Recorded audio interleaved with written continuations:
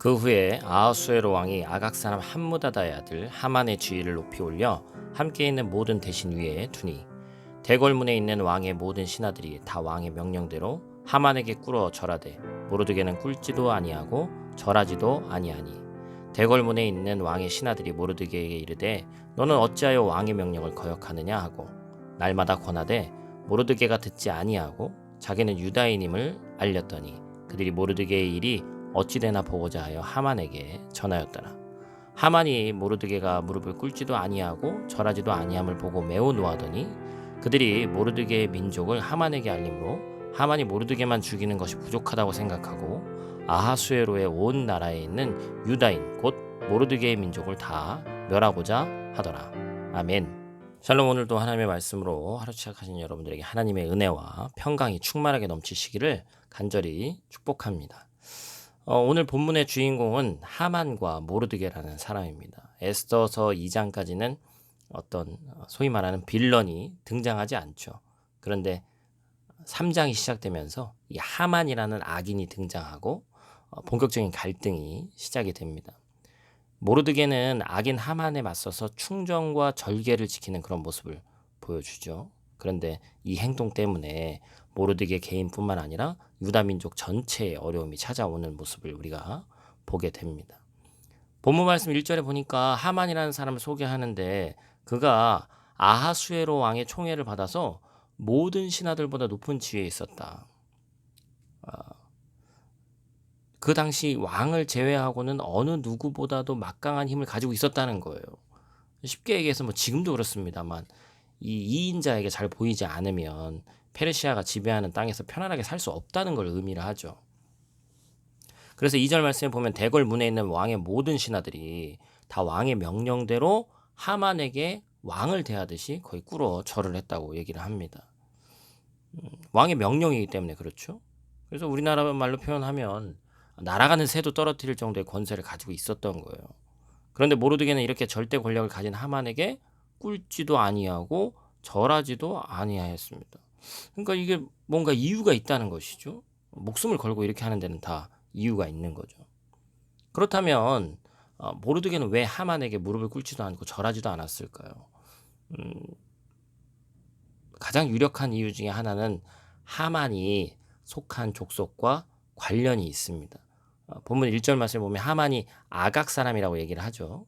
이 아각 사람이라는 이 사람이 아말렉이라는 이 자손의 후손입니다.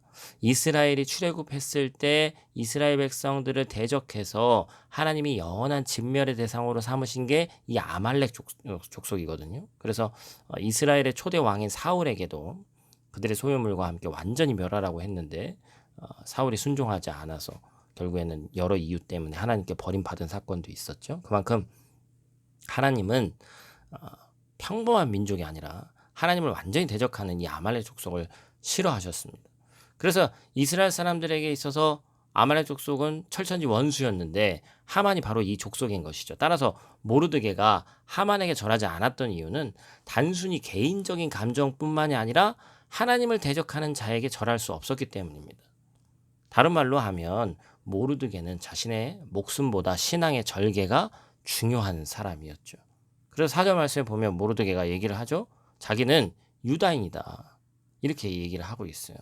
자신의 정체성을 밝히니까 절하지 않는 이유를 드러낸 것이죠. 모르드게는 대세를 따는 사람이 아니었습니다. 대다수의 사람들이 하는 것처럼 시대적 흐름에 편승하지도 않았고 타협하지도 않았습니다. 사람들의 평가가 아니라 하나님의 평가를 두려워했기 때문이죠. 우리 역시 이 세상을 살아가는 동안에 할 수 있는 한 많은 사람들과 화평하게 지내야 됩니다. 그러나 그리스도인으로서 결코 타협할 수 없는 부분이 있다는 것도 분명히 기억해야 됩니다. 때로 모르드게처럼 대세가 아닌 진리를 따르기 위해서 위험을 감수할 수도 있어야 되는 거예요. 사랑하는 성도 여러분, 우리는 하나님의 자녀로서 정체성을 분명히 해야 됩니다.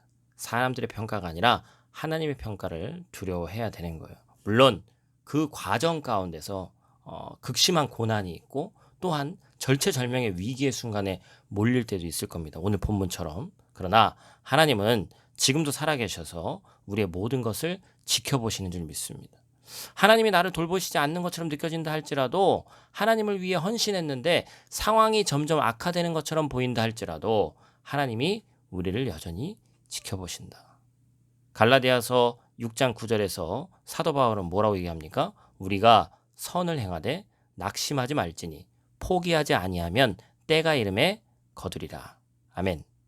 하나님은 반드시 우리 백성을 악에서 구해 주십니다. 하나님의 때에 우리가 그것을 꼭 기억하고 우리의 모든 삶을 감찰하고 계심을 잊지 말고 상황을 뛰어넘어서 하나님께서 이루실 것들을 바라볼 수 있는 영적인 시력을 갖는 저와 여러분 되시기를 간절히 축복합니다. 기도하겠습니다.